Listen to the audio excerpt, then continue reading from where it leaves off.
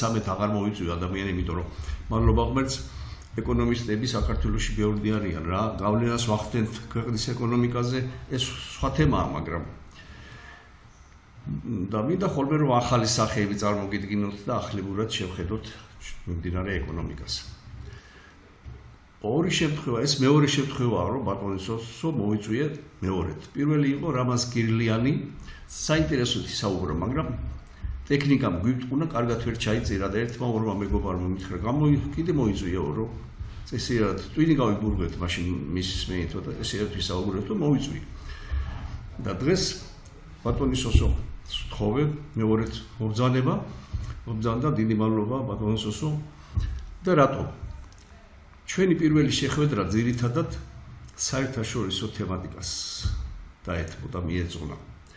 ხო და 50 წუთსა და 1 საათში როგორ გინდა რომ საერთაშორისოც მოიხილო და გადახვიდე საქართველოს პრობლემებზე.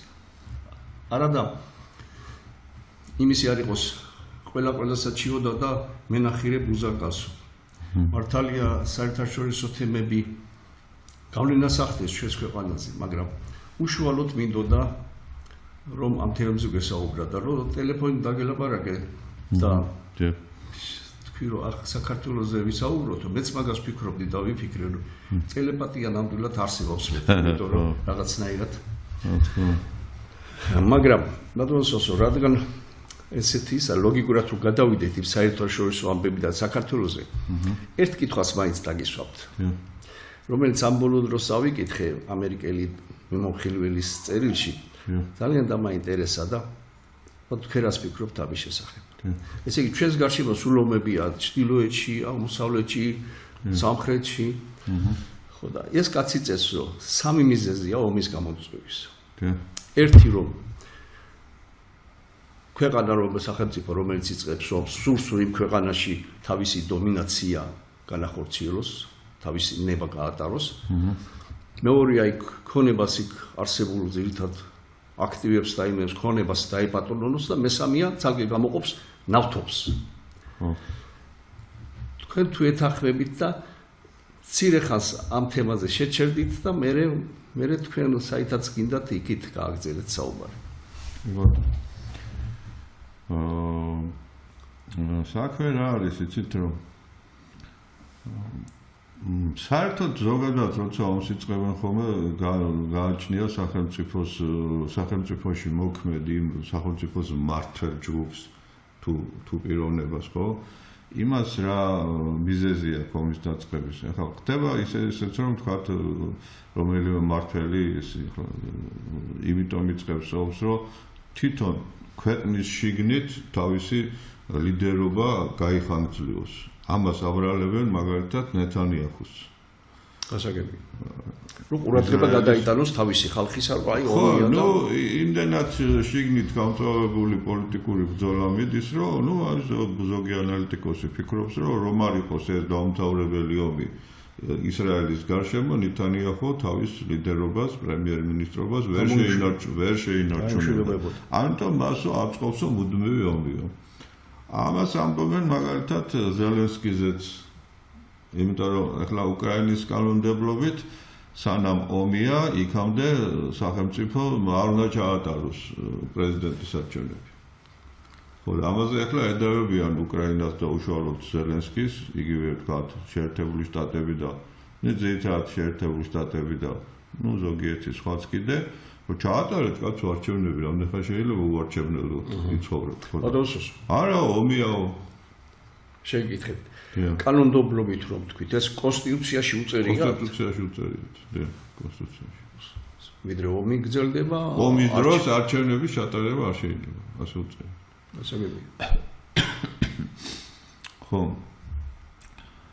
მაგრამ ახლა წეღანაც დავიწყე ახლა ამაზე ლაპარაკი, რომ აი წმინდა ეკონომიკურ ამბებს ეხება, აქ ომიც შედის და ახლა ნავთობზე შეგვიძლია ბევრი ვილაპარაკოთ, მაგრამ ახლა აი ამ საერთაშორისო ეკონომიკური კვლევები ჩატარდა, ძალიან საინტერესო. და რას შეეხებოდა ახლა ეს კვლევები? სხვადასხვა რესურსებისა და სხვადასხვა ეკონომიკური ძალმოსილების თვალსაზრისით დღეს მსოფლიოში ვინ და როგორ ლიდერობს. რა თქმა უნდა, მას შემდეგ რაც აი შეიძლება ესე ვთქვათ, რომ ეს არის 50-იანი წლების შემდეგ, რაც ნავთობი იქამდე არ იყო, რაც ნავთობი გახდა მოთხოვნადი. ძალიან მაღალ მოთხოვნადი, ხო? ძალიან მაღალ მოთხოვნადი და მერე 70-იან წლებში თქვენ კარგად მოგეხსენებათ, რომ ჰენრი კისინჯერმა ჩაატარა ძალიან დიდი სამუშაო და არაბული ქვეყნებმა ხელშეკრულებები გააფორმეს შეერთებულ შტატებთან იმის თაობაზე, რომ ისინი ნავთობს გაყიდიდნენ მხოლოდ დოლარზე და დოლარი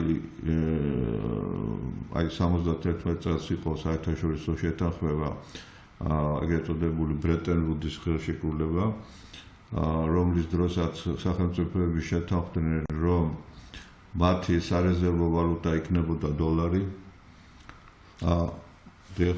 ოქრო აღარ, დოლარი, ხო, ესე იგი დამთავრდა ამითი ეგრეთ წოდებული ოქროს ფული ხო უფრო ადრე დამთავრდა, მაგრამ აი ამ შეთანხმებით დამთავრდა უკვე ოქროს სტანდარტის ხანა.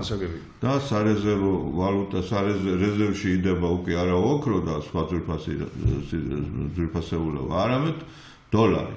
მაგრამ ამ დოლარს ხო უნდა და ხო იყო საჭირო რაღაცით ყოფილიყო თვითონ დოლარი გამაგრებული. იქამდე ესე იყო, იქამდეც ეგრე იყო ომის შემდეგ, მეორე მსოფლიო ომის შემდეგ, რომ სავალუტო მოკლედ მეორე მსოფლიო ომის დროსვე აი დასავლური ცივილიზაციის მიმდევარმა ქვეყნებმა, აქ მარტო ევროპა არ იგულისხმება, აქ ავსტრალიაც არის, ხო? ფილიპინებია, იაპონია და ასე შემდეგ, ხო? ხო და ამათ თავისი ოქროს მარაგები გადაიტანეს შეერთებულ შტატებში, ჩააბარეს შეერთებულ შტატებს და ასეთი მოლაპარაკებით, რომ პირველივე მოთხოვნისთანავე ისინი შეერთებულ შტატები დააბრუნებდა ოქროს.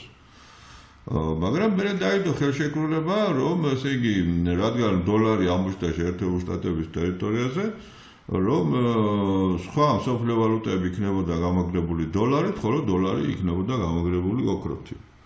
მაგრამ შემდეგ, აი 71 წელს, უკვე ესეც მოიხსნა და გამოცხადდეს, რომ შეერთებული შტატების დოლარი აღარ არის გამაგრებული ოქროთი. მაგრამ რაღაც სიტყვა უნდა ყოფილიყო გამაგრებული. და აი აქ უბრუნდებით იმას, რომ ბატონმა ჰენრი კისინჯერმა სახელმწიფო მდივანმა ჩაატარა უზარმაზარი სამუშაო და დოლარი მეება ნავთობს და დღემდე ასე. დღეს ჩათვლით ასე. და ამის საფუძველი იყო ის, რომ არაბულმა ნავთობმოპოვებელმა ქვეყნებმა, რომლებიც ძალიან მჭიდროდ იყვნენ დაკავშირებული შეერთებულ შტატებთან, პრაქტიკულად შეერთებულმა შტატებმა შეუქმნა მათ აი მას შემდეგ, რაც თურქეთის იმპერია დაიშალა, შეერთებულმა შტატებმა მათ დაეხმარა და შეუქმნა სახელმწიფოები, იქ ახლა ისინი სამეფოებია და იქ ზოგს სხვადასხვა სახელი ქვია, მაგრამ ზოგი შეიხია, ზოგი რაღაც სხვა, მაგრამ ყოველ შემთხვევაში ეს სამეფოებია, მონარქიებია. ხო და ეს მონარქიები, საუკუნოვანი მონარქიები კი არ არის, ახალი მონარქიებია. და მათი მონარქების ხელშეუხებლობას და უფლებამოსილებას კონსტიტუციის გარდა ამყარებს შეერთებული შტატები. და შესაბამისად, სამაგიეროდ ეს მონარქიები უზრუნველყოფენ იმას, რომ გაყიდონ მხოლოდ დოლარზე და ამითი თავიანთი ნავთობი და ამითი შეერთებულ შტატებს, თქვათ, მის ვალუტას დაეხმარონ, ხო? შეიძლება შეგიტყოთ. დოლარზე რომ უნდათ ვაჭრობა და გადავიდნენ ვაჭრობა დოლარზე გადაიყვანეს. მაგას ისიც ხوار გასაზღვრავდა, რომ პირველად ნიჩაფი ამერიკელებმა ჩაქრეს საუდის არაბეთში. ეს იყო რომელი წელი იყოს? ეს პერიოდია. ხო, არა, ეგ არის 60-იან წლებში. მაშინ და $1 ხო, მაშინ არაბული ქვეყნები ესენი ქალაქი არ ჰქონდათ საერთოდ, ეს იყო რაღაცა სოფლები მომთაბარე თემები იყო. მომთაბარე ხო, წემსები ცხვარწყლებსადმიან და აკლევებს, ხო და საინტერესო იყო ნაგვის უტილიზაციის ხერხი არაბული. ესენი იყვნენ თხები. ნაგავი გაქონდათ სოფელთან ახლოს და ნაგავს მიიწევდა თხები. ხო და მოკლედ ესე იყო თუ ესე იყო. ასეთი ამბავია რომ ნავთობი აი შემდეგ უკვე აქედან მოყოლებული მე შეიქმნა ოპეკი. ოპეკსაც ესე იგი რა თქმა უნდა დიდი გავლენა ჰქონდა ოპეკზე შეერთებულ შტატებს და ოპეკი განსაზღვრავდა ნავთობის ფასს, იმიტომ რომ ნავთობის ძირითად მასას სწორედ ისინი მოიპოვებდნენ, საბჭოთა კავშირი მართალია ასევე ბევრს მოიპოვებდა, მაგრამ მას იმდენს არა რომ გზე გავლენა მოეხდინა ფასებზე. და საბჭოთა კავშირის შემდეგ მოგეცენებათ ესე იგი ისევ და ისევ ბატონმა ჰენრი კისინჯერის მოფიქრებული სქემით. ჰენრი კისინჯერმა ძალიან ბევრი იმუშავა პეკინში და მოელაპარაკა მოკლედ შეერთებული შტატებსა და ჩინეთს შორის მოხდა ეს მოლაპარაკება. ჩინეთმა ივალდებულა რომ ის ნელ-ნელა ჩამოცილდებოდა საბჭოთა კავშირს და ჩამოცილდა. ტრობაც კი იყო, გახსოვთ ის ომიც კი იყო, ხო? შორეულ აღმოსავლეთში დამასკი კუნძული გახსოვთ ხო? დამასკზე იყო ასეთი ბრძოლები.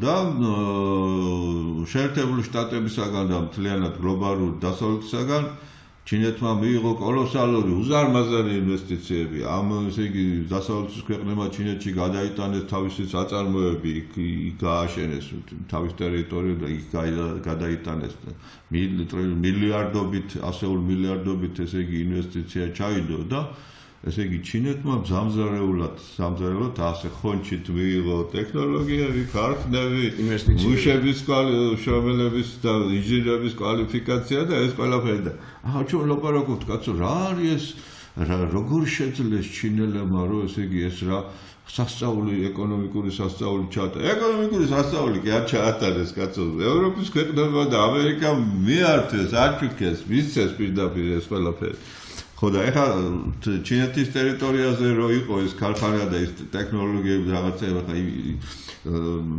ეკონომიკური შპიონაჟის ხალხი თქვათ შედიან სხვა ქვეყნებში და იპარავენ იქ ტექნოლოგიებზე. შენ ტერიტორიაზე მოპარვაც აღარ უნდა.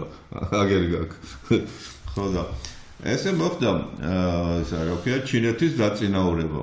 ხო და ეხლა იმ კვლევებს დავუბრუნდეთ. ამ კვლევების მიხედვით განისაზღვრა რა განაპირობებს დღეს სოფლიოში რომელი ქვეყანაა ლიდერი, რომელი ქვეყანაა დომინანტი, მსოფლიო დომინანტი, ხო? გლობალური უძლიერესი გლობალური ქვეყანა, ხო? აქამდე თქვათ არავითარ თითქოს ეს დავის საგანი არ იყო, რომ ეს იყო შეერთებული შტატები, მაგრამ დღეს უკვე ბევრი ლაპარაკობს, რომ არა, უკვე ჩინეთია.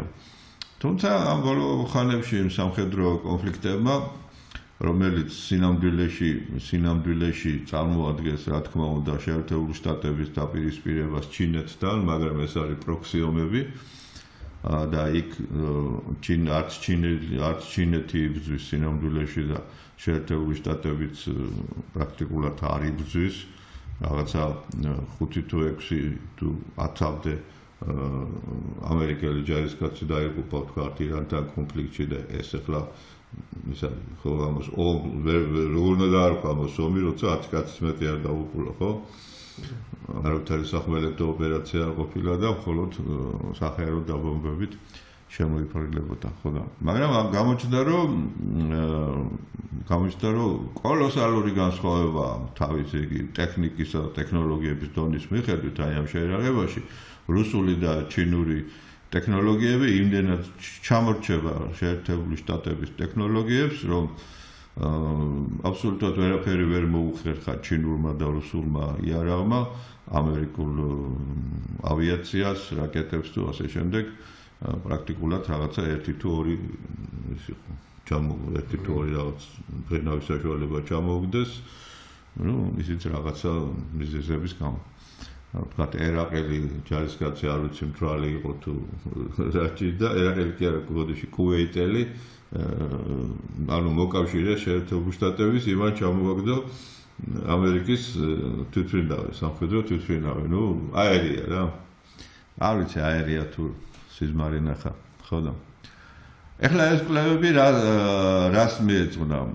განისაზღვრა რა არის დღეს მთავარი. ნუ რა თქმა უნდა, ერთ-ერთი მთავარი არის ისევ და ისევ ნავთობი, მაგრამ ეხლა ნავთობის თვალსაზრისით რა ხდება? ნავთობის თვალსაზრისით შეერთებულ შტატებს მას შემდეგ, რაც ტრამპი გახდა პრეზიდენტი, ტრამპმა დაიწყო დაჩქარებული ტემპებით სტიმულირება ნავთობის მოპოვებისა და გადამუშავების თავის ტერიტორიაზე, ჯერ და როგორც აღმოჩნდა, უდიდესი მარაგები აქვს შეერთებულ შტატებს, დღეს ესე იგი ყველა მეცნიერი თანხმდება, რომ მსოფლიოში ყველა დიდი მარაგები და წარმოებაც, უკვე წარმოებაც ნავთობპროდუქტების აქვს შეერთებულ შტატებს. მსოფლიო ლიდერი გახდა მსოფლიოში ნავთობის მოპოვებელი ლიდერი. მერე შემდეგ ვენესუელას ამბავი, ხა ვენესუელა მოკეთესე თქვათ, რომ ვენესუელა დაიქვემდება რა, მოდი ესე ვთქვათ, შეერთებულ შტატებმა და ვენესუელას უზარმაზარი მარაგი აქვს, მოიხსენებათ ნავთობი არის ორი ძირითადი სახის, ეს არის მსუბუქი ნავთობი, რომელიც ძირითადად არაბულ ქვეყნებშია და მძიმე ნავთობი არის რუსული ნავთობი და ვენესუელური ნავთობიც მძიმე ნავთობია. განსხვავებული სქემები აქვს გადამუშავების, მაგრამ მსგავსი ნავთობი არის ტეხასშიც და ტეხასში შეერთებულ შტატებს ასეთი ტიპის ნავთობის გადამუშავების სიმძლავრეები უკვე ჰქონდა. ასევე ის მძიმე ნავთობი ვენესუელაში, ამ მძიმე ნავთობის მოპოვება დაიწყეს ისევ და ისევ შეერთებული შტატების კომპანიებმა, მათ მოაწყეს სარეწები და ეს ყველაფერი და ეს გადამამუშავებელი სიმძლავრეები ჰქონდათ ამერიკულ კომპანიებს, როგორც ვენესუელაში, ისე ტეხასში. ახლა ტეხასი მოგეხსენებათ გალფის ყურეს შია, ისევე როგორც მეორე მხარეს იქვე ახლოს უკვე ვენესუელა, ანუ ახლოს არის ტერიტორიულად. და ისე რომ ვთქვათ, ის ჭარბი ნავთობი, მძიმე ნავთობი, რასაც ვენესუელის გადამამუშავებელი სიმძლავრე ვერ გადამამუშავებს, ეგერ ტეხასი მზადდება, ხო, შეიკრა. ხო, ასევე გეგმაში იყო, რომ მაშინ რა ქვია, იქაც ბევრი ნავთობია კანადაში და კანადიდან მოდის ძალიან ესე იგი სერიოზული კარგი ნავთობსადენი, მაგრამ მოგეხსენებათ ბატონი კარნი, პრემიერ-მინისტრი კანადის, კანადა მთლიანად დღეს არის, როგორ ვთქვათ, აი თრად კუბასავით არ არის, მაგრამ ესეთია ევროპული ტიპის სოციალისტური ქვეყანა, ევროსოციალისტური. არა რუსულ სოციალისტური, ან ჩინურ სოციალისტური, არა ევროსოციალისტური და ის ძალიან მას მიაჩნია, რომ მისი მთავარი და დომინანტი მოკავშირე არის პეკინი. ხო და ყოველთვის როცა ეძაბება შეერთებულ შტატებთან ურთიერთობა, არა კანადას როგორც სახელმწიფოს, არამედ მას, ბატონ კარნის, ის გარბის მაშინვე პეკინში. ხაჩივლელად. ხო და ისე რომ გეგმები ტრამპს ჯერჯერობით არ გამოუვიდა კანადასთან და ნუ დანარჩენი მოკეთ ლათინური ამერიკის და საერთოდ იმ ამერიკის ნახევარსფეროს ათვისების გეგმა ტრამპს აქვს და ეს არ დამთავრებულა. მაგრამ საჭირო იყო განეიტრალება ირანის, რომელიც ამზადებდა უკვე აი დღე-დღეზე შექმნიდა ბირთვული არაც და ამიტომ ტრამპს უბრალოდ სხვა გზა არ ჰქონდა, უნდა ეს პროცესი შეეჩერებინა, იქამდე წლობით მიდიოდა მოლაპარაკებები და ვერ მოხერხდა. მოგეხსენებათ, რომ ჯერ კიდევ წინა პრეზიდენტების დროს ამაზე მიდიოდა ხელშეკრულებებიც იყო და მოლაპარაკებები იყო უწყვეტი, მაგრამ ირანი ყოველთვის ახერხებდა, იქ მაგათე ჩადიოდა და აკონტროლებდა რაღაცა, მაგრამ ყველაფრის ამის მიუხედავად 60% და 60%-ის ზევით ურანის გამდიდრება შეუფერხებლად შეძლეს ირანელებმა, როცა იქ სამშვიდობო მიზნებისთვის 5%-ზე მეტი გამდიდრება საჭირო არ არის და თუ თან იძახდნენ რომ არა ჩვენო ბომბისთვის არ გვინდაო და იარაღისთვისო, აბა რა გინდა 60%-იანი კაცოს პარაფეში არ გამოდგება. ბატონო, დიახ.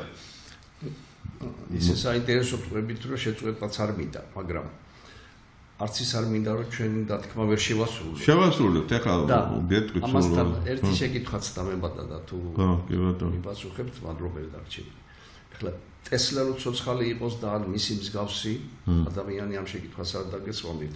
მეტი საფუძველი მექნებოდა იმედიანობის, მაგრამ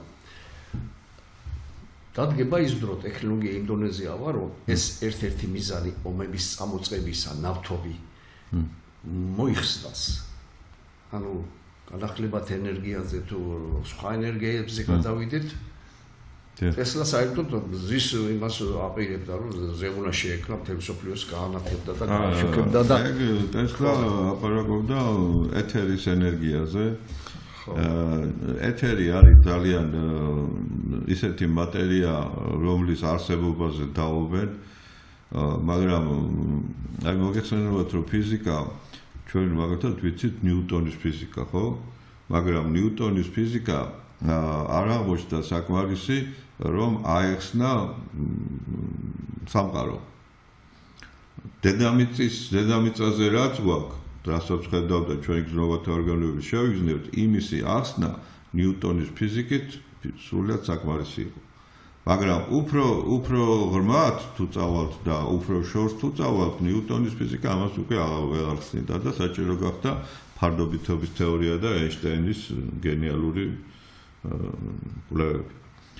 ხო და აი ის არის, რა ქვია, ნატიფ ველებსაც ეძახიან ამას, ნატიფ ველებს და არის ესე იგი ეთერს აქვს ეს ენერგია, ოღონდ ადამიანმა ჯერ ვერ შეძლო აი და ტესლას ჰქონდა ეს იდეები, როგორ გამოეყენებინა მუდმივად არსებული და სრულიად უფასო ელექტროენერგია, რომელიც არის ეთერში და შენ უნდა შეძლო ამისი დაეუფლოს და გამოიყენო.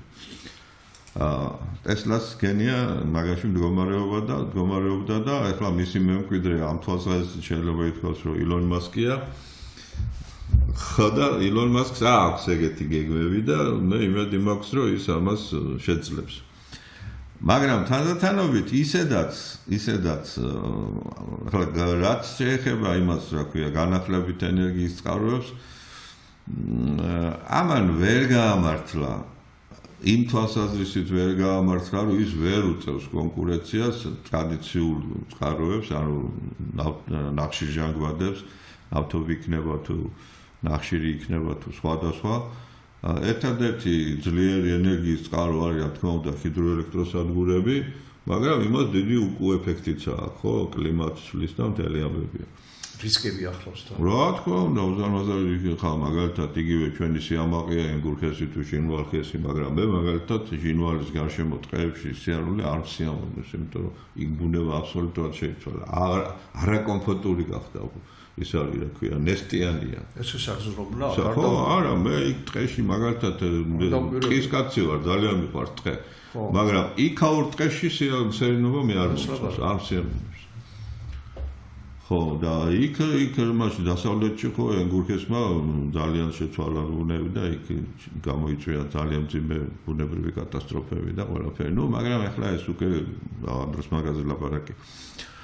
ხო და რაც შეეხება ქარსა და მზეს რაც შეეხება, ეს არის კარგი ლოკალური გამოყენებისათვის. იქ სადაც ცივილიზაციის ცენტრებისგან შორი ადგილებია და იქ ახლოს არ არის ეს ენერგიის, რა ქვია, ტრასები, ხო, აი მაგალითად მთებში სადაც უდაბნოში, სადაც შორეულ სოფლებში, სადაც საძოვრები როა, აი ეგეთ ადგილებში კი ბატონო. გერმანელებმა მაგალითად მოახერხეს ისიც, რომ პატარა ქალაქები და პატარა სოფლები შექმნეს, სადაც გარედან ენერგიის წყარო არ აქვს საერთოდ და მთლიანად ესე იგი სახლები არის თვითონ ენერგო ავტონომიური.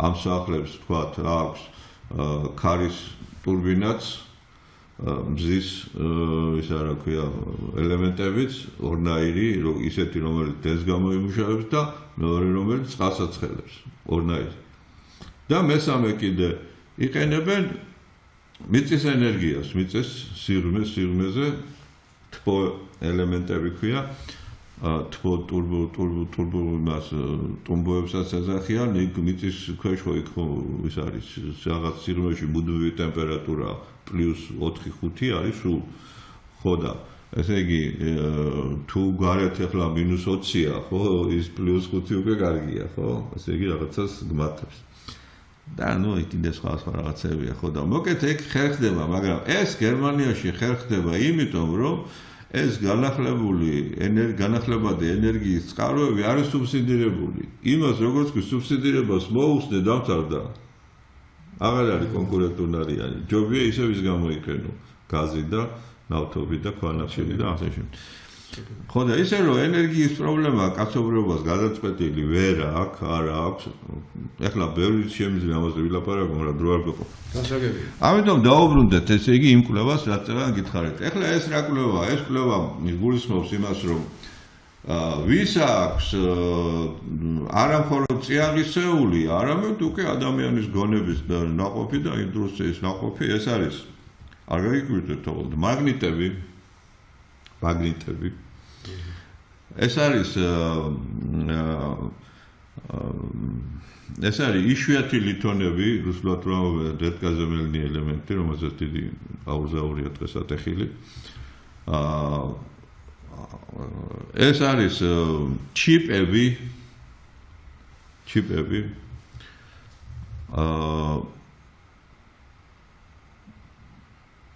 აი ძირითადად ეს სამია რა ძირითადად ეს სამი რომლის მიხედვითაც სახელმწიფოს ძლიერება განისაზღვრება და რატო იმიტომ რომ აი ამ მოყოლებული 70-იანი წლებიდან როცა ესე იგი შეერთებულ შტატები იყო უძლიერესი უმძლავრესი სახელმწიფო როგორც სამხედრო ისე ეკონომიურ თვალსაზრისით ახლა მაგალითად მეორე მსოფლიო ომის დროს და შემდეგ პერიოდში შეერთებული შტატები არა მარტო ვთქვათ იარაღი და ეხმარებოდა ვთქვათ ინგლისის საბჭოთა კავშირის ყველას ხო ფაშიზმის წინააღმდეგ მთელ კოალიციას არამედ კვებავდა ელემენტარულად ესე იგი ფერმერი ამერიკელი ფერმერი კვებავდა მთელ ევროპას და არა მარტო ევროპას კიდე ხო და არა ეს მას არ უჭირდათ იმიტომ რომ დღესაც ძალიან ფანტასტიკურად არის სოფლის მეურნეობა განვითარებული შეერთებულ შტატებში მაგრამ შეერთებულმა შტატებმა აი ამ 70-იანი წლებიდან მოყოლებელი ესე იგი დააკარგა მრეწველობა დღეს შეერთებულ შტატებს აღარ აქვს ისა მაგნიტებს არა ვერ აწარმოებს რაღაც მსოფლიო წარმოებიდან მსოფლიო მთელი ის მოცულობა რაც არის წარმოების 1-2%-ს აწარმოებს მაგნიტები უნდა აწარმოო თუ მოიპოვო აწარმოო ის სუსტია რაც ბუნებრივად შეიძლება მოიპოვო ხო და არადა დღევანდელ ტექნოლოგიებში მაგნიტების გარეშე არ მუშაობს 11 რთული ხელსაწყო არც სამხედრო და არც ის რა ქვია სამოქალაქო მეორე საკითხია აი ეს მაგნიტები რო აწარმოო და ის ჩიპები რო აწარმოო და ყველაფერი თანამედროვე ტექნიკა რო აწარმოო ეს ესე იგი იშვიათი ლითონების გარეშე ვერაფერს ვერ აწარმოებს და ეს იშვიათი ლითონების ისა მოპოვება კი აქვს შეერთებულ შტატებს და რამდენიმე ქვეყანას მათ შორის ჩვენც აგვაქვს ხო და მაგრამ ესე გადამუშავება არ აქვს აი შეერთებულ შტატებს არ აქვს ჩინეთი მსოფლიო მონოპოლისტია ამისი გადამუშავებით მოპოვებითაც ძალიან ბევრს მოიპოვებს ყველაზე მეც ვიდრე სხვა ნებისმიერი სახელმწიფო მაგრამ გადამუშავება რაც შეეხება 90% გადამამუშავებელი სიმძლავრეები ჩინეთს აქვს ესე იგი რომ შეერთებულ შტატებმა რომც მოიპოვოს ჩინეთში უნდა წაიღოს გადასამუშავებლად არადა იქიდან შემოსავალს იღებს ის ვინც საბოლოო პროდუქტს ქმნის და არა ის ვინც მოიპოვებს გასაგებია ხო და ამიტომ თუდათა აქვს ამ ხილ ეთყობა რუსეთში დიდი მარაგები იქნება როგორც სხვა სახის მარაგები მაგნიტებისაც რა გამახსენდა იცით თუმცა მაგიდაბორსკი ხო დიდი ქალაქი მანქანით რო შედიხარ, რო უახლოვდები და მიდიხარ 100 და მიუახლოვდი უკვე 150-ით მიგარბეილებს. ხო, გიზიდავს. ანომალიები მაგნიტური. ხო, ეხლა რაც შეეხება კიდე მესამე რა არის ძალიან მნიშვნელოვანი. ეს უკვე წმინდა ის არის, ეს უკვე ბუნებრივი არ არის დამოკიდებული ჩიპები. მსოფლიოში არის ერთადერთი ქარხანა, რომელიც უშვებს იმ მოწყობილობებს, რომელსაც შეუძლია 2 მიკრონის სისქე, აი მიკროჩიპების დამამზადებელი სიმძლავრეების შექმნას, დანადგარები. ტაივანში? არა. ეს არის ნიდერლანდებში. ერთადერთი ქარხანა. აი ამ დანადგარებით არის აღჭურვილი ტაივანის ქარხნები, ტაივანში დიდი რაოდენობით უშვებენ ყველაზე საუკეთესო ჩიპებს, ახლოსაც ვერ მიიღო ვერც ამერიკული და ვერც იაპონური და ვერც სხვა დანარჩენი, მაგრამ ეს ცხადია ამერიკელების გაკეთებულია, მაგრამ ტაივანისა არის ამერიკული ინვესტიციებით არის გაკეთებული და ასე. ამიტომ ტაივანის გარშემო რომ მიდის ეს ჯაჭვური რა თქმა უნდა, ესე იგი, ეხლა რაც ტრამპი გახდა პრეზიდენტი, ძალიან დიდი ტემპით, უზარმაზარი ტემპებით, იქ ტრილიონები ჩაიდო, ესე იგი, ინვესტიციები და ესე იგი, ამერიკის შეერთებული შტატები ზრდის ჩიპების წარმოებას და დღეს მიუხედავად იმისა, რომ ტაივანის გარეშეც მსოფლიო ლიდერი ჩიპების წარმოებაში და ექსპორტში, ისევ შეერთებული შტატები. ხო და რაც შეეხება ესე იგი ჩინეთის გაძლიერებას და მსოფლიო ლიდერობაზე პრეტენზიას, ვერ ექნება ეს პრეტენზია თუ ამას არ ექნება კარგი ჩიპები და საკმარისი რაოდენობით და არა აქვს. ამიტომ მისმა იარაღმა იქნებოდა ეს ესე იგი ლიბანში თუ იქნებოდა ვენესუელაში თუ ირანში დიდი ბოდიში და კარგად ვერ აჩვენა თავი. რო არა ვთქვა ჩაისვარაო. ხო და ამიტომ ნახეთ როგორი ეხლა აქედან გადავიდეთ პირდაპირ ხელოვნურ ინტელექტზე.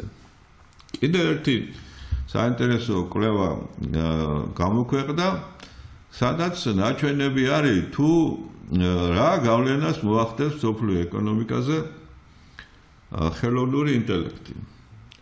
ამ კვლევის მიხედვით მსოფლიოში ძალიან დიდი სისწრაფე გაიზრდება გეომეტრიული პროგრესით, ხელოვნური ინტელექტი ბაზრიდან გამოდევნის ადამიანს, როგორც მუშახელს. ვის? ყველაზე დიდი რაოდენობით, აი კლერკებს რო ეძახიან ამერიკელები, ჩვენ რო ეძახით ოფისის თანამშრომლებს, დაბალი და საშუალო დონის, ասանում რომ მიდიხარ თქვა ორგანიზაციაში და იქ კომპეტენტები დომი გოგონა რომ ხდება, ხო? ძირითადად ამათ ვხედავთ ჩვენ, იქ შიგნით რა ხდება, არ ვიცით. აი ესენი ამათ სამუშაო ადგილები არ იქნება. იქ დაგხვდება, არც მე უკვე სწრაფად კომპენსინი ხელოვნური ინტელექტი. ზღოლებსაც გამოთიშავს კეთახმებით. გამოთიშავს სამედიცინო მომსახურებაში, აი დაბალი დონის იმას, რა ქვია. ექთნების დაიმონაზე? არა, ექთანი, რომელიც ხელით მუშაობს, იმას კი არა, ვინც დიაგნოზს დაგისვავს, შეგამოწმებს, ანალიზებს გააკეთებს, აი ამას ადამიანზე 1000-ჯერ უკეთესად აკეთებს რობოტი და ისა კომპიუტერი. აი მაგალითად სიტყვაზე რენტგენის სურათის წაკითხვა. კომპიუტერი ამას აკეთებს 50-ჯერ უფრო სწრაფად და უფრო სწორად, ვიდრე ექიმების კონსილიუმი. ეხლა ასეთ სიტუაციაში, როცა ესე იგი მსოფლიოში აი ეს პროცესები მიდის, როცა ლაპარაკია იმაზე, რომ ამდენი სამუშაო ადგილები დაიკარგება მთელ მსოფლიოში და აი ამ პროფესიებში და კიდევ უამრავ სხვა პროფესიებში, ხო? ჩვენ ამ რა შეგვიძლია გავაკეთოთ, რომ ჩვენ ფიზიკურად გადავრჩეთ. ფიზიკურად რო გადავრჩეთ. აი ეს ისმის საკითხი. გადავდივართ საქართველოზე? ხო, ბრო. პატარა შესავალი შეიძლება ორიოდეთ უცით. ბატონო. წინა გადაცემა ქონდა პროფესორ ოთარ ჯანელიძესთან. მან ორიოდე წიგნი დაწერა საქართველოში ბიზნესის მეწარმეობის განვითარების შესახებ. ერთ-ერთი წიგნი მაჩუქა და ეხლა სახში ვკითხულობ არ დავიმთავრებია. ამას ქვია საქმიანი საქართველო. საიდანაც ჩანსო გარკვეული მიზეზების გამო ქართველმა კაცმა ვერ შეძლო გახვდარიყო ისეთი მრეწველი, აი თანამედროვე დონეზე ასულიყო თანამედროვე მოთხოვნებისთვის ეპასუხა. ეხლა 3-4 გვარია და ვატრიალებთ ამას. ზუბალაშვილები, სარაჯიშვილი, ხოშტარია, მერე ხოშტარია, ზუბალაშვილი, სარაჯიშვილი, მეტი ვერ წავედი და დავფიქრდი ეხლა რატო რა ისტორიული და რა მიზეზები აქვს და ერთ-ერთი მიზეზი არის რომ ქართველი კაცი და მაღალი ფენა თავადაზნაურობა და ისინი არჩევდნენ სოფელში ყოფილიყვნენ ეს ვენახი იქით ის და იქ თავიანთი გელეხებისთვის ეხემძღვანელად ქალაქებში ნაგებ 12-15% იყო მაგალითად თბილისში გარკვეულ პერიოდებში ხო არ ჩამოდიოდნენ მერე ამ სოციალიზმმა თლათ დაღი დაასვა იმიტომ რომ ადამიანს როცა ეუბნები დირექტორს მაგალითად რომ ამდენი სკამის გასაკეთებლად 6 პიცარია საჭირო 5 ლორსვაინი და რაღაცეები იმას ეკეტება უკვე ეს აზორნება ეკეტება და აღარ ცდილობს აი ეს დაგვრება გააკეთეს მაღაროში რო ცხენი გამოჰქონდათ ხალხში წლების შემდეგ ამ ცხენებს მხედველობა დაეკარგათ იმიტომ რომ იმათ ეს აღარ ჭირდება გამიგეთ და აი ეს პრობლემაც არის და ამიტომ არის და აი დღესაც იგივე ხდება რა დღეს ნამდვილი ბიზნესმენი იცით მეწარმე იცით ნამდვილი აი რომ თავისი იმითი მე არ ვლაპარაკობ ხაზარაძეზე ვთქვათ მონოპოლია რო ჩამოაყალიბა და უფრო შემსრულებელია ვიდრე დამოუკიდებელი ბიზნესმენი ხო და აი თქვენ როგორ ფიქრობთ რა გამოსავალი სად არის როგორ უნდა დაგეკეთეს და გამოსავალი ყოველთვის და ყველგან ამ საუკუნეში და მე-20 საუკუნის მეორე ნახევრიდან ყოველთვის იყო და ყოველთვის არის მაკროეკონომიკაში. სამწუხაროდ მე შემიძლია ერთი მაგალითი მოგიყვეთ. 2012 წელს როცა ოცნება ხელისუფლებაში მოვიდა, მოგეხსენებათ ბატონი ბიძინა მართავდა ხოლმე დიდ პრესკონფერენციებს და ერთ-ერთ პრესკონფერენციაზე რომლის დროსაც მთავრობა ჯერ ბოლომდე არ იყო ფორმირებული, კერძოდ არ იყო ეკონომიკის მინისტრი დანიშნული. ერთ-ერთმა ჟურნალისტმა რაღაცა კითხა ბატონ ბიძინას, რომელიც მაშინ პრემიერ-მინისტრი იყო. ოღონდ კითხვა არ მახსოვს, მაგრამ ბატონმა ბიძინამ უპასუხა, რომ მოგხსენებათ ეგეთი მანერა აქვს საუბრის. შვილო, ეხლა შედაც სამკითხეო. ეგა ვარიო მაკროეკონომიკის სფეროდანო. ეს მაკროეკონომიკა კიდევ ისეთი რთული რამეა, რომ აი შენ წარმოიდგინე რომ მეც კი არ ვიცი. ამა მილიარდები როგორი შოვა კაცო. მილიარდები შონას მაკროეკონომიკა ხელს უშლის. ხელს არ უწყობს. მართალი თქვა არის. მაგრამ ნახე ფორმა ნახე ისეთი რთულიაო რომ აი ეს არ უთქვამს რომ ჩემს მთავრობაშიო, მაგრამ იგულისხმებოდა პრემიერ-მინისტრის ამბავს, ხო? შენ თუ არ იცი პრემიერ-მინისტრმა, მეც კი არ ვიციო, მე ხო ეგ ხო ნიშნავს რომ მე ხო ამ დანარჩენზე მეტი ვიცი სხვებზე, ჩემ მთავრობის სხვა წევრებზე. აი, მაგრამ მეც კი ეგ არ ვიცი. მე იგივე გამეორდა უკვე 2013 წლის იანვარში და უკვე სხვა ჟურნალისტმა სხვა რამე კითხა და ბატონო ბიძინამ ზუსტად იგივე პასუხი გასცა ისევ და ისევ. არა და ის შეკითხვაც საინტერესო იქნებოდა რა კუთხით. ხო, ნუ ეს იყო ამ საგადასახადო ხა მაკროეკონომიკა რა არის? მაკროეკონომიკა არის ხო საფუძველთა საფუძველი ეკონომიკის. ხო და მაკროეკონომიკურ რეგულირებაში რა შედის ხა მაგალითად როგორია გადასახადების დონე? დაბეგვრა თვითონ როგორი სქემით ხდება? და ასე შემდეგ და ეხლა მაგალითად ჩვენთან რაც თავი მახსოვს მე ვერ გავაგებინე ვერც ეკონომისტებს და ვერც მინისტრებს რომ დაბეგრის და გადასახადების მიზანი ის კი არ არის თავარი მიზანი ის კი არ არის ბიუჯეტში ფული შეაგროვოს არამედ ის არის რომ ისე უნდა დაბეგრო რომ ეკონომიკის განვითარების სტიმული იყოს ეს ლაფერის რუც არ უხსენებდით ხოლმე? როგორ არა, მაგალითად ზღაპარიც აქვს დაწერილი ლაფერის რუცი. ხო, ლაფერის რუცი მოგესალმებათ 20 სტატიებს. ზღაპარი. ვა. ზღაპარი მაგალითად. და ძალიან მაგარი ზღაპარი. გამიგზავნე მე რა. გამიგზავნე. ხო და 33%-ია, ესე იგი 33%-ზე მეტად თუ ბეგრავ, მაშინ ესე იგი სტიმული ეკარგება მწარმოებას. მაგრამ მაგას თავი გავანებოთ. არის ესეთი რუსი ძალიან კარგი მკვლევარი არის ეკონომიკის, ქალბატონი მეშერიაკოვა, რომელსაც აქვს დაწერილი ასეთი წიგნი წამყვანი ინდუსტრიული ქვეყნების საგადასახადო სისტემები. ერთ პერიოდში მე მომივიდა დიდი კამათი ჩვენს ტიტულიროვან აკრონიმას აქვია პროფესორებთან და შემდეგ ეკონომისტებთან ჯერ შევარდნაძის დრო იყო, მაგრამ ბოლო პერიოდი იყო.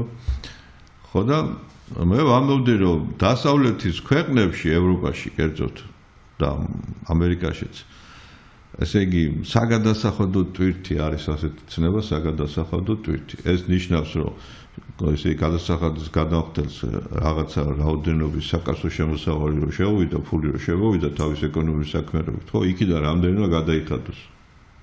გადასახადების ჯამი რამდენი უნდა გადაიხადოს. კანონის მიხედვით. რამდენს თხოვს კანონი, რამდენი გადაიხადება. ეს არის საგადასახადო ტვირთი. შეიძლება იმის ნახევარიც არ გადაიხადოს, მაგრამ რას გადაიხდის, ის კი არ არის მნიშვნელოვანი. რას თხოვს, ის არის მნიშვნელოვანი. კანონი რას მოითხოვს.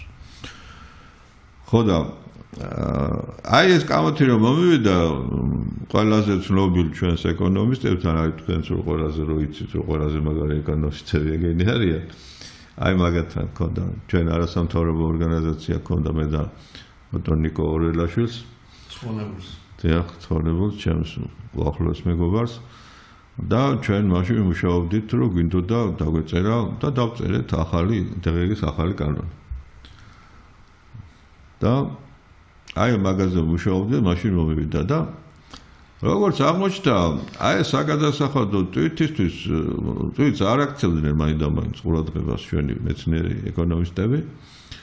და მე არ ვიცოდი ნახდათ და თქვი რომ მე მეთქი ვარაუდობ რომ ჩვენი საგადასახადო ტვირთი უფრო მეტია ვიდრე განვითარებული ევროპული და ნუ მოგეთ შვიდეულის თუნდაც ესე ვთქვათ იაპონიის ჩათვლით. წინააღმდეგ შემთხვევაში ელემენტარული ლოგიკაა მეთქი რომ გადასახადები თუ ესე იგი დაბალია ის ეკონომიკა ვითარდება და თუ მაღალია ის ეკონომიკა არ ვითარდება და ახლა განვითარებულიო ხედავთ ხო განვითარებული ესე იგი დაბალია გადასახადები. შენ რა უცნაურ რაღაცებს იტყვი ხოლმეო და ნიკო შემომწყრა ეხლა დამოცადეო გაიქცა და მოიტანა ეს მეშერიაკოვას წიგნი. აი ესო წაიკითხეო და ეგეთ რაღაცებს ლაპარაკს თავს გაანებებ რომ წავიღე სახში ეს წიგნი წავიკითხე და იქ ეწერა რომ მე მართალი ვიყავ. ეხლა მაგალითად როგორ იბეგრებოდა ევროკავშირის დაარსებამდე მაგალითად საფრანგეთის ისა გადასახადის გადახდელი. და ითვლება რომ ერთ-ერთი მაღალი გადასახადების ქვეყანაა საფრანგეთი, ადრეს ეგრე იყო და ეხლაც ეგრე.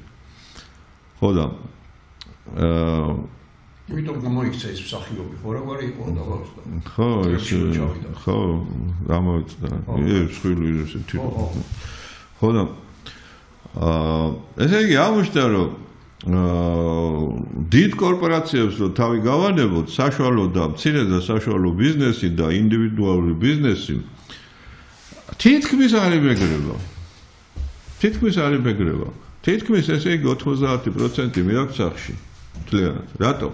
იმიტომ რომ რაც მას სჭირდება იმისათვის რომ ოჯახი გამოიკვებოს, რაც მას სჭირდება ბავშვების სწავლის ფული, მოხუცების ვთქვათ მოვლისა და აი მომლელის რო ყავდეს იმისი ხელფასით შედის, ტრანსპორტი შედის, სამსახურში მიდიხარ, მოდიხარ, სახლი შედის, სპორტი შედის, რასაც შენ ხარჯავ, შენს ჯანმრთელობაზე, ყოფიერებაზე, განვითარებაზე, კომფორტზე და ყველაფერზე ის არ შედის დაბეგრის სფეროში.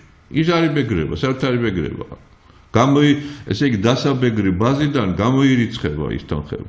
ხოლო შენ თუ მაგალითად თვეში ოჯახს თუ ქონდა ხო, მაგალითად რაღაცა 20,000 ისა 20,000 თუ ქონდა ოჯახ შემოსავალი, თქვა 4 სულიან ოჯახს არა. იქიდან დაახლოებით 15-17,000 დაბეგრის ზონიდან გამოვიდა და დარჩა 1-3.000 დასაბეგრება. იმ 3.000 უკვე გიბეგრავს 50%-ით, მაგრამ დააბეგროს კაცო 17.000 იყო დაუბეგრავი მაგ. ხო და გებადება კითხვა რომ კი მაგრამ ეხლა ეს განვითარებული სახელმწიფოა და როგორ ახერხებდნენ აბა ბიუჯეტი როგორ ბიუჯეტი კორპორაციებიდან დიდი კორპორაციებიდან ხო და აი ამ მცირე და საშუალო ბიზნესის დაბეგრას და თელ ამ იმას პოლიტიკას ეკონომიკურ პოლიტიკას ჰქონდა მიზანი არა ბიუჯეტის შემსება არამედ სოციალური დატვირთვა ჰქონდა მოსახლეობის დამაგრება ადგილზე რო არ მოხდეს გაუკაცრიელება მთელი რიგი რაიონების და იმისი რა ქვია ქალაქების და დაბების ის რომ გადასახადის გადამხდელი აი როგორ უყურებს ფრანგი გადასახადის გადამხდელს პირველ რიგში ეს უნდა იყოს ცოცხალი უნდა იყოს ჯამრთელი უნდა იყოს განვითარებული ფიზიკურად და სულიერად და ამაში რაც სჭირდება ის არ იბეგრება არც ერთი თეთრით, არც ერთი ცენტით. და მხოლოდ ამის შემდეგ თუ რამე დარჩება, თუ დარჩება ისიც, თუ არ დარჩა ჯანდაბას. აი ამის შემდეგ უკვე იწყება დაბეგრა. ხო და აი ნახეთ ჩვენ ხა ჩვენსკენ რო გადმოვიტანოთ. ჩვენ ხო წყილს იმას ტილს თუ წყილს ვატყავებთ. ჩვენი საგადასახადო სისტემა კლავს ეკონომიკას. პირდაპირ და ირიბი გაგებთ, როგორც გინდა ისე გაიგე. ბიჩოკი რო დაუტოვო, ბოდიში ნახევარი სიგარეტი რო დაუტოვო, კანონის მიხედვით უნდა ის არის ჩუქების გადასახადი გადაიხადო. ასე არ ხდება, მაგრამ კანონით ეგრე წერია კანონში. ხო და ეხლა მაგალითად აი ამ სიტუაციაში ახლა უყურეთ ნახეთ რა ხდება. ჩვენი ბაზარი 50-60%-ზე ზევით და ქვემოთ არანაკლებ 60%, ესე იგი უცხოური საქონლით არის დასაქონლებული, ხო? ყველა წერს და ყველა ლაპარაკობთ ჩვენც, რომ ესე იგი ჩვენ ვართ იმპორტ დამოკიდებული ქვეყანა. ეს იმპორტ დამოკიდებულება თუ ისევ გაგრძელდა, ესე იგი გამოდის, რომ ჩვენ წარმოება ჩანასოხოვან მდგომარეობაში გვაქვს. ბაზარი ამიტომ სხვებს უკავია. შენ თუ წარმოება ჩანასახოვნ მდგომარეობაში გამოდის, რომ შენ არ გჭირდება ინჟინერი, არ გჭირდება კვალიფიციური, ისე რა ქვია, მომსახურე პერსონალი, მაღალ ტექნოლოგიური დანადგარების, მუშახელიც არ გჭირდება. აბა რა ქნას ეს ხალხი? ეს ხალხი გარბის ამიტომ ტოვებს ამ ქვეყანას. ხო და არადა რა პრობლემაა ეხლა არავითარი პრობლემა არ არის რომ შენი მაზარი დაიბრუნო მაგრამ ისეთი კატასტროფული ხელშეკრულებები გვაქვს დადებული ჩინეთთან, თურქეთთან და ყველასთან ეგ ეწოდებული თავისუფალი ვაჭრობის შესახებ რომ აი ამ ხელშეკრულებით ჩვენ თვითონ უკვე ხელები შევიკარით რომ რამე გავაკეთოთ მაგრამ გამოსავალი მაინც არის ჩვენ ვერ გავზდით გადასახადებს, აი საბაჟო გადასახადებს ვერ გავზდით, იმიტომ რომ ხელშეკრულებაში ეგ ვიწერია, რომ უფლება არ გვაქვს. მაგრამ ჩვენ შეგვიძლია გავაკეთოთ კოტირება. ამაზე მეც არ შემოგატანებ. როგორც ევროპა აკეთებს. ევროპა ნაკლებად, მაგრამ აი აკეთებს, მაგრამ ძალიან კარგად იყენებს შვეიცარია. შვეიცარია არის ძალიან განსაკუთრებული ქვეყანა ეკონომიკური თვალსაზრისით. შვეიცარიაში არის მაღალი ფასები. შვეიცარია სოფლის მეურნეობას არ უკეთებს სუბსიდირებას. მაგრამ არ უზღუდავს ფასებს. იყოს საჭმელი ძვირი. სამოგიეროდ შემოსავლებიც ხო კარგი გვაქვს. ფული გვაქვს და გადაუხადოთ გლეხს ეს ფული კაცო რა პრობლემაა. ფასებს ჩვენც არ უზღუდავთ ხო? არა, ჩვენ როგორ არ უზღუდავთ? არა, ჩვენ არ უზღუდავთ. ჩვენ უზღუდავთ სიცოცხლეს. იმიტომ რომ იმდენი იმპორტი შემოგვაქვს, რომ გლეხს არ შეუძლია იყოს ცოცხალი და მწარმოებელი.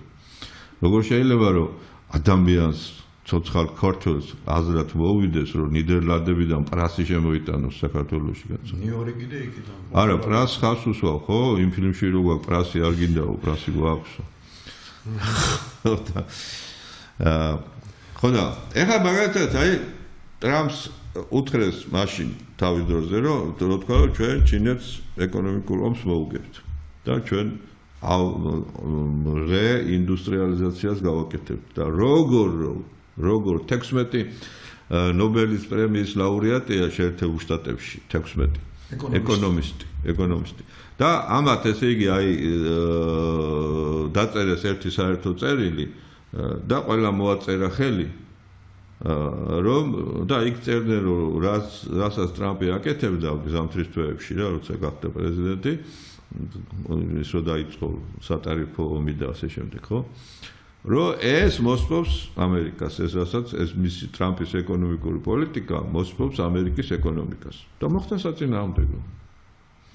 მოხდა საწინააღმდეგო ეხლა ომი როა ამიტომ ისა გაიქცა ცოტა ინფლაცია მაგრამ ინფლაციასთან ერთად ისინი რა ქვია საბირჟო ინდექსები იმხელა მაღალზეა აწეული რომ ეს აჩვენებს რომ სინამდვილეში ამერიკაში ძალიან კარგად ვითარდება ეკონომიკა მაგრამ ომის გამო რაღაცები გაძვირდა არა ომი იწვევს არასტაბილურობას რაღაცების იმას შეის მოლოდის ცუდ მოლოდის და ამიტომ ფასები იზრდება მაგრამ ეკონომიკა რო იზრდება ბოდიში ამას აჩვენებს საბირჟო ინდექსები ხო და აღმოჩნდა რომ ერთ ტრამპს უკეთესი ეკონომიკური ცოდნა და ალღო ქონია ვიდრე 16 ნობელის პრემიის ლაურეატ ეკონომისტს.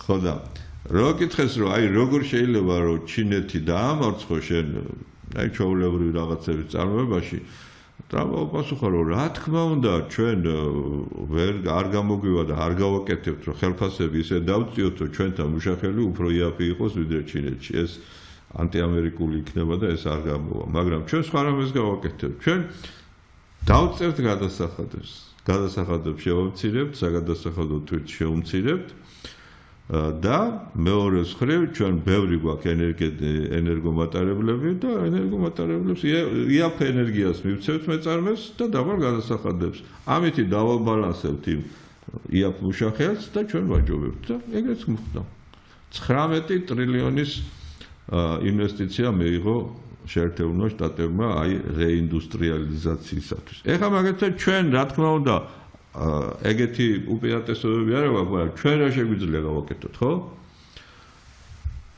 აი მე რო პრეზიდენტი ვიყო, უფლებამოსილი პრეზიდენტი, მიშა რო იყო ისეთი პრეზიდენტი, ხო? რას გავაკეთებ? ბიუჯეტში ჩვენ ეხლა არ გვიჭირს, ხო? გვაქვს 28-29 მილიარდი, ხო? გადასახადებზე ესე ლაპარაკი. ყველა ის დარგი, რომელიც დღეს გადასახადებს, იხდის, ამას არ ვეხები, აბსოლუტურად არ ვეხები.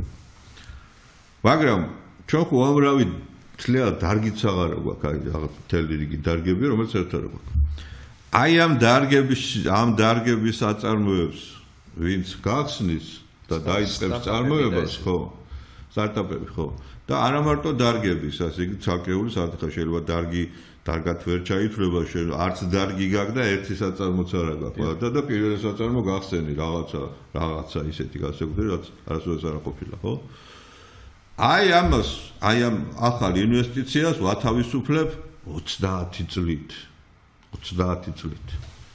ყოველგვარი გადასახადისაგან. საგადასახადო შერულება. ხო, 30 წლიანი. რატო 30 წლიანი? იმიტომ რომ საქართველოს პატარა ბაზარია, ამიტომ ის მიმზიდველი არ არის. ეხლა აქ შენ 30 კი არა 100 წლით თუ გაათავისუფლო, ხო? მაგდა Toyota შენა ქარხანას არ აგიშენებს, იმიტომ რომ იმიტომ უნდა ვთქვათ შეერთებულ შტატებში ქარხნის აშენება იმხელა უზარმაზარი ბაზარია. ეს ბაზარი ვერავის ამაში ვერ დაინტერესებს. მაგრამ რო არ ჩაგეც რა შეიძლება. აბა სლოვაკია მაგალითად რით იზიდავს ესეთ. სლოვაკია ცენტრშია შემის რაცო. ევროპის. და მარტო სლოვაკური ბაზარი კი არის. ევროპა მისი ბაზარია. ხო. და თან ევროკავშირია, ხო? საერთო ბაზარია, საზღვრები არ არის. ხო. ხო და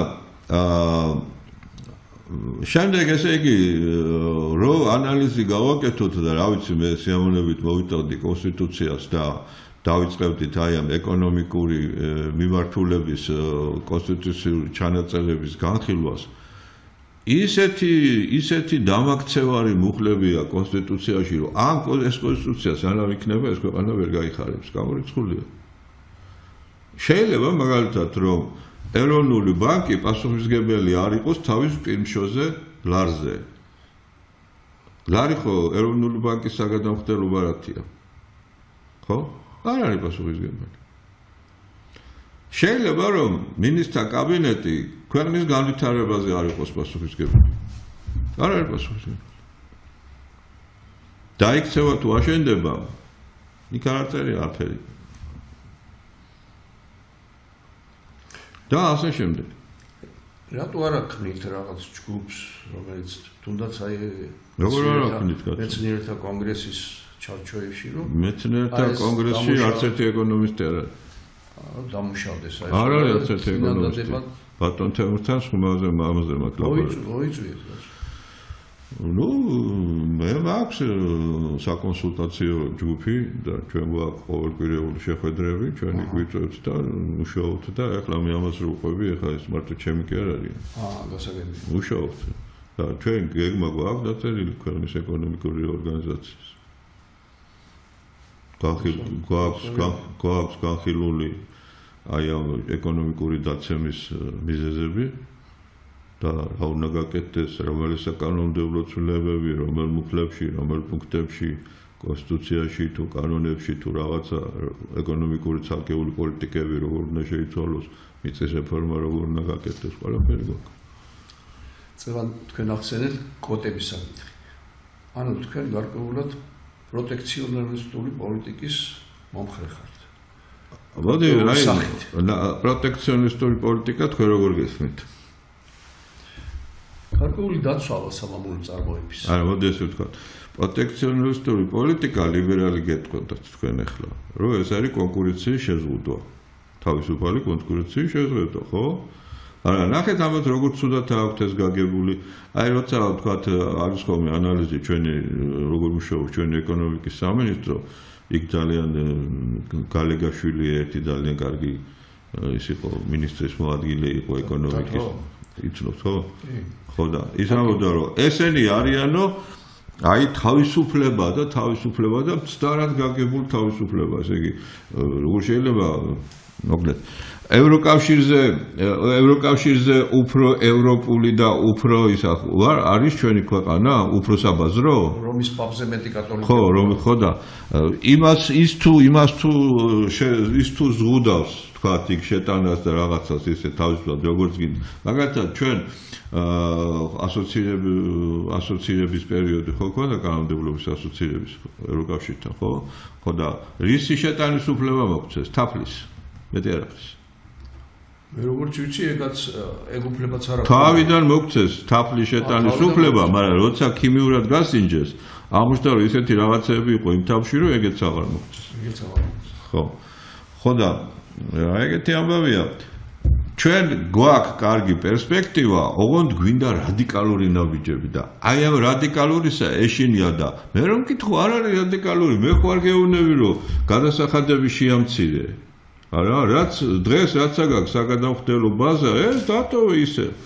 აი სამომავლო შეამცირე, იმიტომ რომ გაიზარდოს. სავი აზრია. ხო. და იცი როგორ ის იქნება ინვესტიციების ბუმი იქნება, ბუმი. და მიაწვდინეთ ეგ წინადადება სადაც საჭიროა. გაუგზავნე მთავრობას. ამირან გულში იმღეროდა და მთავრობას გაუგზავნე. მანოვარი. გაუგზავნე. პასუხი რა იყო? პასუხი სიტყვიერი იყო ისე რომ ძალიან მაგარიაო, ძალიან რადიკალურიო. რა არის მაგაში რადიკალური? ნუ ხა რა ვიცი.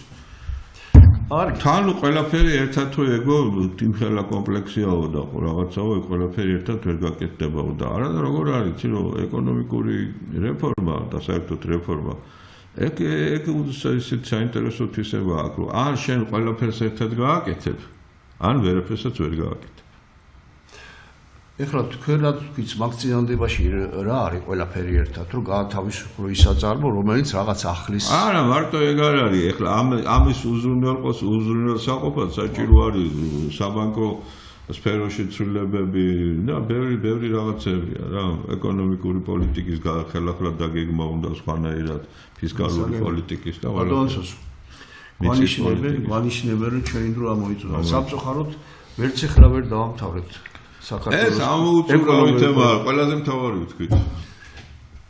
დიდი მადლობა. თქვენ მადლობა. გაიხარეთ. ბატონ ლომბოს. წარმატებებს გისურვებთ.